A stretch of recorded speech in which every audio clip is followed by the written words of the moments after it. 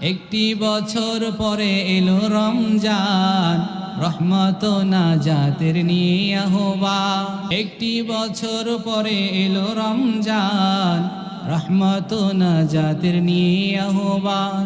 করব নামাজ রোজা পড়ব তারাবি, নামাজের সাথে আছে বেহেশতের চাবি। তাই দেখে ইবলিস করে আনচান, তাই দেখে ইবলিস করে আনচান।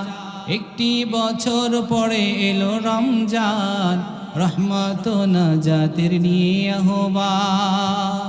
ঠিক না ঠিক জোরে বলেন। আবার দেখবেন এই রমজানের মধ্যে একদল আছে অজুহাত দেয়, কয় আমার গ্যাস্ট্রিক, এই কারণে রোজা রাখতে পারি না। আছে না নাই? সব কাজ ঠিকঠাক মতো চলে, রোজা এলেই তার সমস্যা। আছে না নাই? সব কাজে ঠিক মতো চলে দিন রাত, নামাজ রোজার বেলায় যত অজুহাত। ঠিক না ঠিক?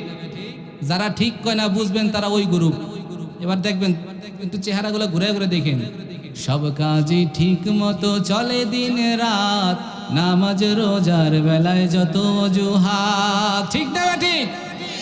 এই তো এবার ঠিক আছে, মুরব্বীরাও কয় ঠিক। তার মানে এই ঠিকটা এতক্ষণ কই আছিল।